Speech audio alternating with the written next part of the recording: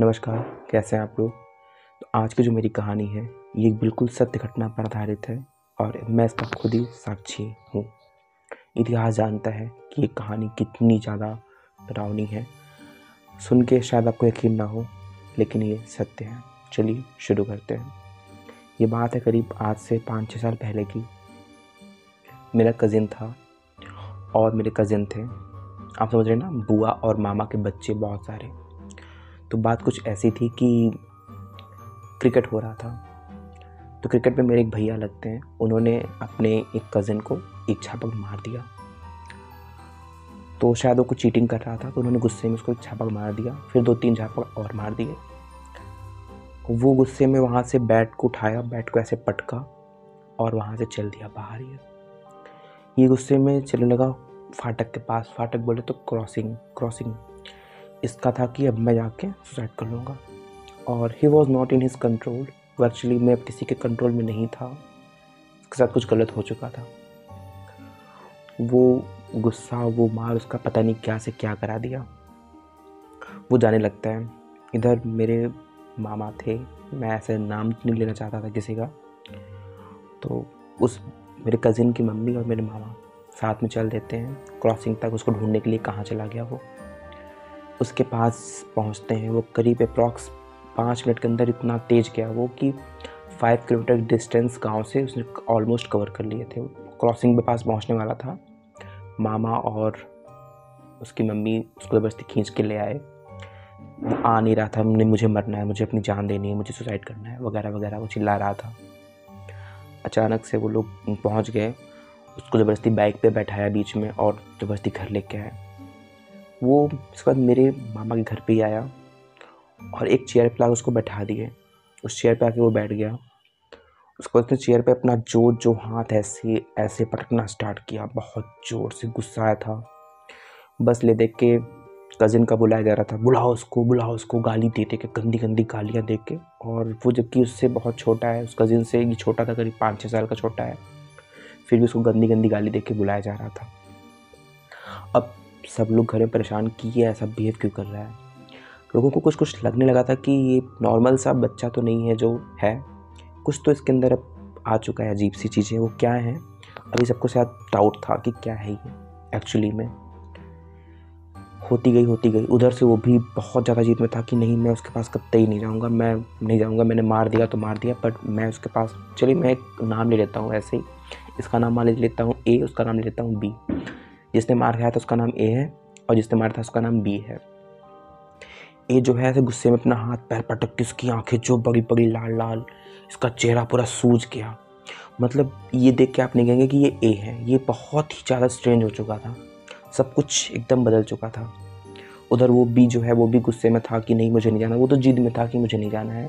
उधर बी की mummy, B के पापा, बी के चाचा, इधर ए की मम्मी, मेरे मामा, नाना, अप्रॉक्स बहुत सारे लोग उधर आके बैठ गए कि ये क्या कर रहा है, ये ए क्या कर रहा है, इसको अचानक से इतना ज़्यादा हो क्या चुका है। ऐसे करते करते बहुत टाइम बीत गया।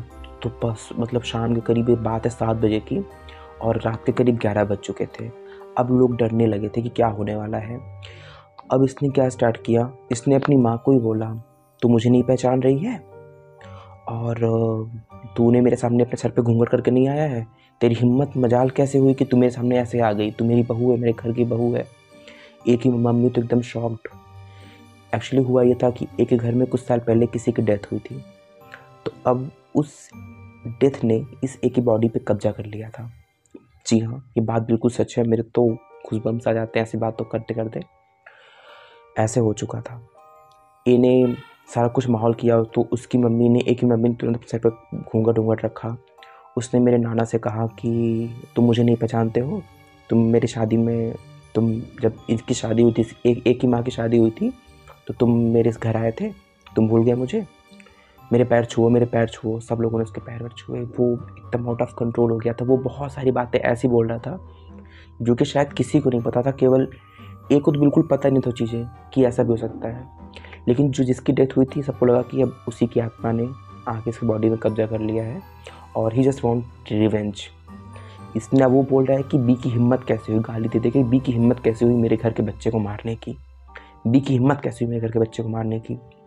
बोल ए रहा है लेकिन ये किसी और की ज़बान है एक्चुअली में। अब बी की मम्मी बहुत परेशान हो गई। उनको लगा कि अगर मेरा बेटा नहीं गया उससे गलती मानने, माफ़ी मांगने, तो कुछ बहुत ज़्यादा बुरा हो सकता है। बी अपने मम्मी से बोल रहा है कि नहीं, मैं कतई नहीं जाऊँगा, चाहे जो भी हो जाए मैं नहीं जाऊँगा, तो मैं नहीं जाऊँगा। बी की मम्मी ने बहुत सारा रिक्वेस्ट किया, बेटा प्लीज़ चल दो, बातें बहुत ज़्यादा ख़राब होने लगी हैं, चलो। बहुत होते करते बी गया उसके पास। जब जैसे ही बी पहुँचा ना ए के सामने, ए ने गुस्से में उसका हाथ, सर और उसके बाल पकड़ लिया ऐसे, उसको बहुत ज़ोर से घुमाया। उसको वहीं पे बहुत सारे खुम्मा जानते हैं मुक्का, ऐसे मुक्के मारे, पंचेस बहुत सारे मारे उसको बोला चल चल मेरे स्थान पे।